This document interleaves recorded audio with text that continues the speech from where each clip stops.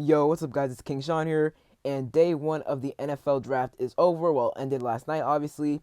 Am a bit late, just didn't have time to record a video last night, but I am now, and I'm just gonna do a little brief breakdown on the Jayden Daniels pick because I was absolutely hyped last night when we picked him. I'm not gonna lie, I got a little bit nervous about us, the rumors of us drafting JJ McCarthy.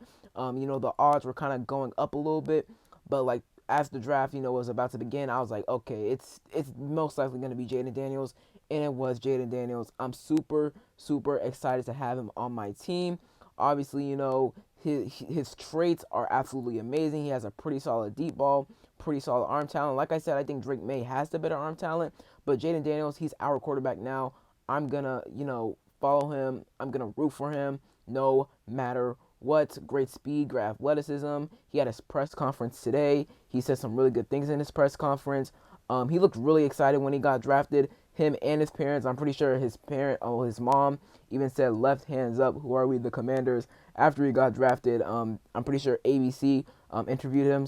Interviewed her. So that was a really cool moment right there. So overall, man, Jayden Daniels, he looked really happy to have him as my quarterback. Not much else to say, just really happy to have him here. I mean, and even after, he looked really good, I'm not going to lie. In the Commander's hat, he got off the stage to take a selfie with the fans. Hey, man, shout out to all the fans who's out there in Detroit repping for us, man. Big thanks because, hey, man, y'all really showed out. When the pick was announced by Roger Goodell, I heard the crowd noise. I heard it. I heard y'all screaming. So, hey, man, shout out to y'all because we needed y'all out there, and it was just overall good vibes yesterday. I was a little disappointed that we wasn't able to trade back up to the first round for a tackle. Adam Peters and company said they did try. They tried their very best to trade up for him, but because of the amount of tackle needy teams that were picking in the first round, it was a bit tough to trade back up, which I understand. So, there's some guys left, and I'll be talking about it in a bit, in a second here, but, I'm not too mad at them for not. I'm a little disappointed, but not like angry at them. So overall, I give the Jayden Daniels pick an A.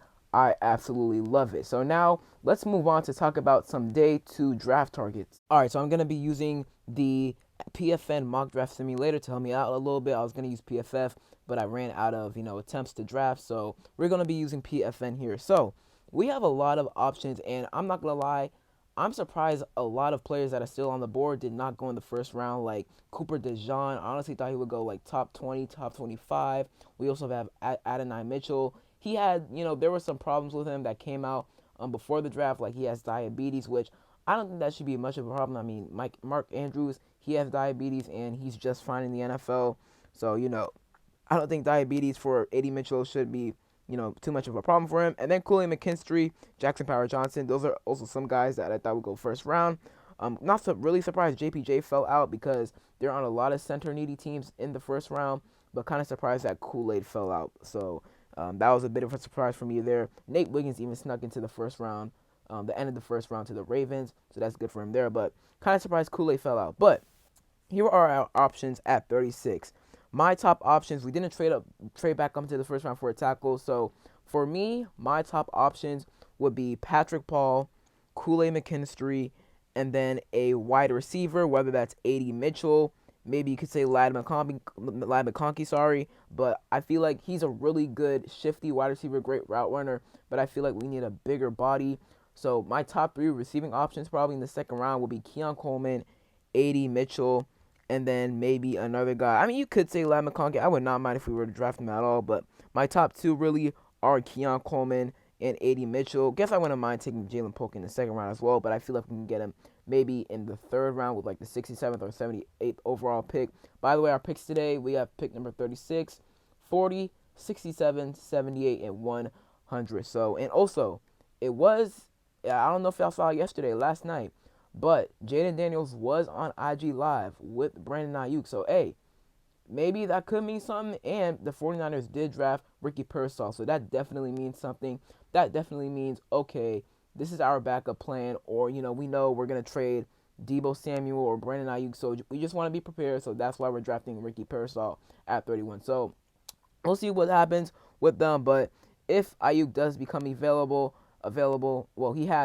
he's kind of, the 49ers have been talking to some teams about him. trading him. But if we have to just give up one of our seconds, I would gladly do that in a heartbeat. So I'm very interested in Brandon Ayuk. Teaming him back up with Jayden Daniels would be absolutely amazing. But going back on track, I feel like the player I would pick here would be Kool-Aid McKinstry, just because we really need a cornerback. I mean, the Giants, they drafted Malik Neighbors last night. By the way, Malik Neighbors, he looks pretty pissed that he got, drafted to the Giants. And I don't blame him. Daniel Jones is quarterback, so maybe he'll be joining the Commanders in like 3 to 4 years. So we'll see. Reuniting with JD, hopefully one day. But back on track, Kool-Aid McKinstry, we need a cornerback. We need a cornerback one. I like Forbes' potential, but he's just not a sure thing right now. And I feel like Kool-Aid McKinstry, he can immediately come in here and be our starting cornerback number one. So I like Kool-Aid, him going up against Devontae Smith, the A.J. Browns, Malik Neighbors, CeeDee Lamb. I'll be very comfortable with. Alabama is very good at, making defensive players and draft prospects in general. So now at number 40, this is where I would definitely take a tackle. Wouldn't be opposed to taking maybe like a safety, maybe a Cooper DeJean again, or like I said, a wide receiver, maybe an A.D. Mitchell if he's there. But I feel like here you have to take tackle, and that is going to be Patrick Paul. He's one of my favorite tackle prospects in this draft. Obviously, the brother of Chris Paul, who is currently our guard. He is a pretty solid depth option, a rotational depth option backup. So, maybe he can like put in a word for him, because Patrick Paul, he's a pretty solid tackle. I feel like he can immediately come in here, be a day one starter. Going into the third round now, we have 3 picks at number 67 overall. Didn't take a wide receiver in the second round. Like I said, if A.D. Mitchell's there at 36 to 40, I feel like I would take him with one of those picks, but he wasn't. So I took Kool-Aid McKinstry and Patrick Paul. But I feel like we have to take a wide receiver here. So looking at our wide receiver options, we have Malachi Corley. A lot of people have been comparing him to like a Deebo Samuel type. And if you watch his film, he has some essence of Deebo Samuel in his game. So he would be an option. He would probably be my top option at this point. But another guy I'm also interested in is Jalen Polk. I like him as a wide receiver a whole lot. Would not oppose if we were to draft him at all. Also, we have some edge rushers. We have Brandon Dorlus, Austin Booker, who I've heard we are pretty interested in, as well as Jonah Ellis, Cedric Johnson. So those are some guys we could be interested in drafting in the third round. But I feel like right here, I am going to take Malachi Corley, wide receiver out of Western Kentucky. He has a lot of Deebo Samuel in his game. And I feel like Cliff Kingsbury, he can really get the most out of him. So that's going to be the pick to us at 67.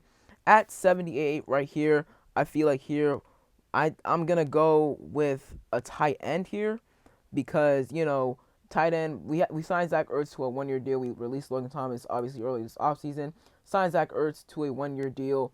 And I like Zach Ertz, but we need a rookie tight end to bring in here to groom, under Zach Ertz. Zach Ertz will be a wonderful, in-game, on-field coach for that tight end. And I feel like that tight end, JT Sanders, he's on the board.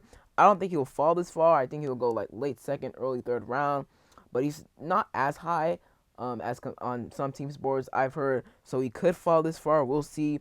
But JT Sanders, if he's right here at 78, I would definitely take him. Another guy is Kate Stover, Jared Wiley, Theo Johnson. We actually brought in Jared Wiley on a visit, and I'm pretty sure we showed interest in Theo Johnson earlier this offseason. We also brought in JT Sanders on a visit. So, if he were here at one of our third-round picks, I feel like we would take him. That's very realistic. So I'm going to take him here at number 78. Like I said, another guy too, Ben Sinnott. I like him a lot. Kansas State tight end. He has a lot of potential. And I feel like he might be like the second or third tight end to come off the board, because Brock Bowers, he went to the Raiders last night. So, Ben Sinnott, he has the potential to be the second or third tight end to come off the board. So now, we are now at pick 100 here. Let's see who we got here. Reject these trades real quick. So I feel like here I'm going to take an edge rusher I'm going to take an offensive tackle here.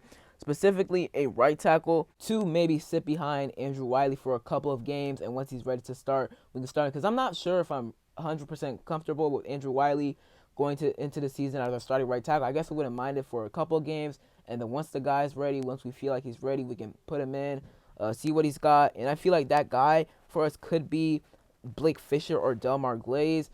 Delmar Glaze, he went to Maryland, so we could bring him here to bring him close to home, and he's a pretty good tackle prospect in general.